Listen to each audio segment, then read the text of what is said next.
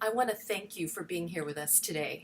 I am just personally so happy to interview you, and I want to say on record that I will always be grateful for you. You are the one who inspired me to write my own book, and you were always there, ready to take a peek at it, to give me your advice, your opinion, to look it over, no matter how busy you were. So thank you for that, and thank you for being here with us. It's a Oh, pleasure it's, for me. it's my pleasure. It's a delight to see you, Thank really, you. and to get a chance to talk to you and catch up. Thank you. Thank you very much. And since this is an interview for Awaken.com, the way we start our interviews is by asking, what is awakening? What does it mean to awaken? Is there such a thing, or is it just another story? Well, we have to be careful that we don't turn it into a story, because if we turn it into a story, we'll never wake up. Honestly, this seems wakeful enough to me right now. How about you? I feel quite awake. I'm quite delighted. Are you fully present? I am fully present. Yeah, sure. So I noticed that you asked the question, what does it mean to be awakened? And I think that's the kind of a question that we have to grapple with, because if we have an answer to that question, it's a delusion. What we see is that we have a habit. We're conditioned to extract some kind of intellectual understanding or meaning or purpose or even goals, something intellectual out of everything we do. We have to understand it. We have to know it. We have to define it and describe it so we can feel secure that we actually have something. And you see, as I'm describing that, I think you know what I'm pointing to. That's upside down. That's wrong-headed. So I suppose I'd say that the answer to the question, what is the meaning, is no meaning. And to be comfortable and rest with confidence and peace of mind in that not knowing. But just because it's so prevalent, the question, what does it mean, is what every seeker asks. Everyone who begins a spiritual practice or path suspects that there will be at the end of this journey some knowing. The meaning will be clear. And so, in the tradition that you and I have practiced in the Zen tradition, this question, what is the meaning, or what is the way, or how, or why, or what, that question is asked hundreds and hundreds and hundreds of times in all of our teaching stories, which are called koans. And in the collection that I've practiced with, that very question, that probing, desperate, penetrating question is asked over 100 times. And so you will, as a student, you'll confront it over 100 times. And then you'll try to understand the answers that are given. In one case, this is a famous koan where a student comes to Joshu and he says, what is the meaning, of Buddha nature? What is the absolute truth? And he says, mu. That's a famous teaching story. In another one, he says, the oak tree in the garden. And our intellectual minds, our discursive intellect will really chew on those questions, trying to find some comfortable place where we think we've grasped it. But it's really pointing to something else entirely. The essence of what we are is beyond our understanding. And it's beyond any name or definition. It is simply what we are. And it's manifest in this moment. It's always manifest as the present moment of your life. And so we get in our own way when we create some sort of a goodie to be chasing. And those koans are setting us up to look for the goodie, but it's almost like showing us that the very act of looking for the goodie is the way we step one foot in front of the other and trip ourselves over. Exactly. So what the master's always doing is pulling out the rug from underneath that question. There's another story where someone comes in, and every student, my teacher's always quick to say, this isn't to diminish or degrade or demean any of the well-meaning students who come in to see the teacher. After all, those are the ones who are really sincere and in a way fearless to go in with a question. In a way testing both their own understanding and the teacher. So only the best student will ask the question. So the student comes in and says, well, after I have stopped my thinking, or when my mind is clear, when I'm awake, we might say, what then?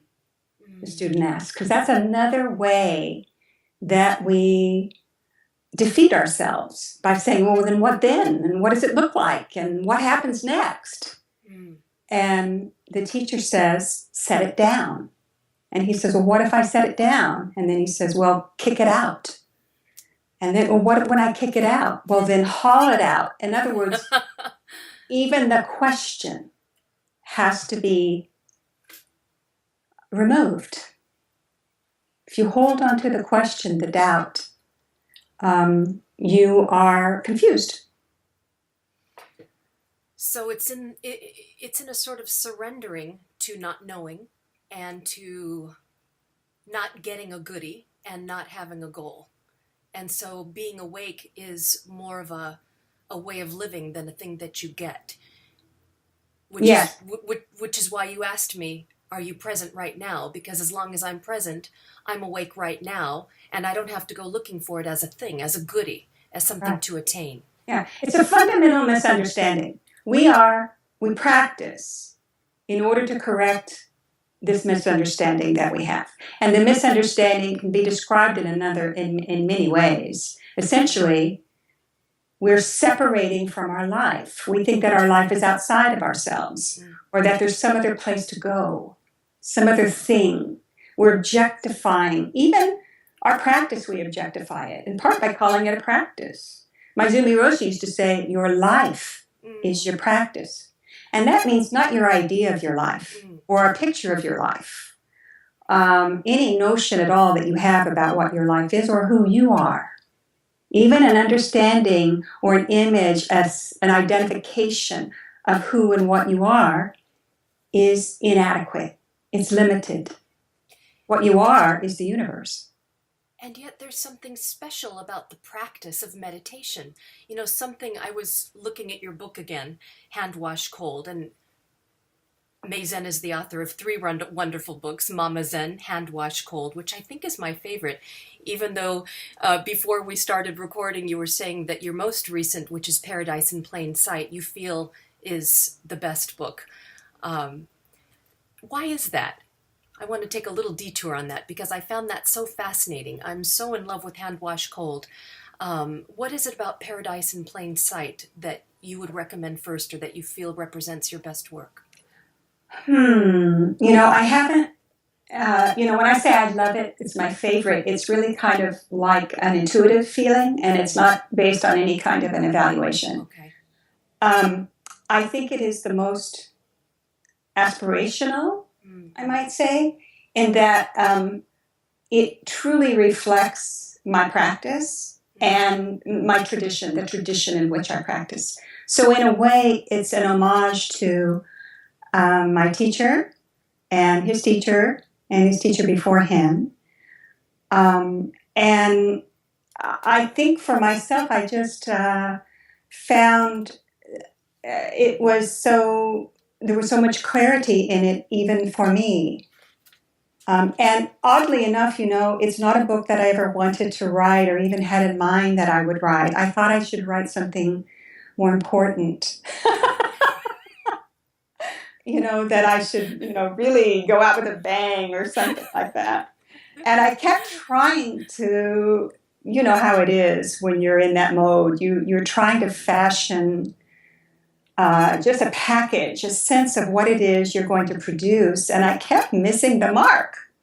And I would get very enthusiastic about, well, I'm going to go do this, and I'm going to write about this, and I'd send it off to, my publisher or the agent, and it would come back, and they'd be very sheepish. And then, finally, my agent, who, bless his heart, is so faithful, even though I'm so unproductive, said, why don't you just write a book like Karen Mazin Miller would write? Stop trying to be some other kind of writer. Well, with 3 wonderful books, I wouldn't say you're unproductive. In fact, before I derailed us into this, I was going to say, your life is your practice, but yet there's something special about meditation. And when I was rereading some of my favorite passages, because as you can see, it's all flagged up. You say, we meditate because there's a 6-foot flame dancing on top of our heads. And I just want to continue. It has made us mighty uncomfortable for quite some time up there. We try to pretend otherwise, but have you noticed? We have a fire on our heads. It keeps crossing the containment lines. The temperature shoots up and we prance about, panicked, frantic, holding our breath lest we stoke the inferno, but it rages anyway. About the time our eyebrows singe, we might heed the call of rescue. And you close that passage by saying that meditation is the option of having no other option. Yes. And so our life is our practice, but yet there's something very powerful about the act of sitting on the cushion. Oh, absolutely. Yeah, you can't, it's essential. And the reason that it's essential is that we think that our life is happening right here. We really do think that life is what we think about our lives, our feelings, our disappointments, our resentments, our regrets, the past, the future. We really think our life is confined in here, and that what's happening out here is just getting in the way. It's just troublesome. It's just inconvenient or unwanted. And that's inside out and upside down. This right here is your life. And this is where your practice is. You have to sit on a cushion to realize that what you're doing inside of here is just rerunning your, your nightmare. And the nightmare is the flame. Yeah, the fury, the anger, the hell. That's the flame. You can't stand it. The moment you can't stand your own life for one other minute. Now, I say this because I didn't have when I started my practice, I had no interest in spirituality. I wasn't the religious type. I wasn't a deep thinker. I had a flame on my head. I was miserable. And so for me, it's not about what does it mean to essentially awaken, or what does it mean to have a spiritual life, or what do I get in exchange for all of my purity, my saintliness. It was never about that. It was about, how do I stay alive? So would you say, this is something else that I think about a lot. Well, I try not to think, but it creeps in, you see. It's okay to think. Do you have to get to that place of desperation? Is that what ignites the spiritual path? You read Eckhart Tolle's story and he almost killed himself. And in your book, you talk about that moment in the garage. Yes.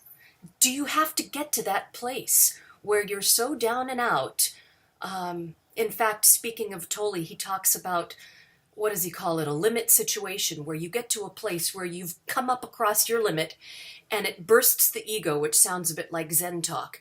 And that's the point that drives us to readiness, when we're finally able to say, I give up, I surrender, I can't stand this anymore. Do we have to get to that place? It's scary, isn't it? Yeah. I'm not going to tell anybody that they have to cross that threshold. I'm just going to tell you that for me, I don't think you paid any attention. As long as you still have another escape route, as long as you have another job, another trip to Trader Joe's. Hey, I was there today. I mean, as long as there's something in the refrigerator, as long as you can get up in the morning, as long as you still have a functioning liver. I mean, I don't really know all, but if you consider all of the ways that we are able to sicken ourselves, you have to exhaust those ways. You have to be sick of your sickness. That's something else I think that's in that book, and that's something that my teacher always would say over and over again. What does that look like? It doesn't look like self-improvement, I'll tell you that, because there are so many ways that you can set out to improve yourself in a week or a weekend, or maybe even in a month before bikini season, or, there are so many ways that you can mount some self-improvement system. But as long as you are serving yourself, your ego, in that pursuit, it will fail. It will not deliver to you the kind of peace and respite that you're seeking. It's a kind of a precarious situation, because what I realized, frankly, we can be very cynical and skeptical, and we're almost we're all neurotic, but we have to reach the point where we're not yet ready to die, but we don't really know how to live and survive in our lives before we will really take the risk of doing something as radical as sitting down and doing nothing. That's radical.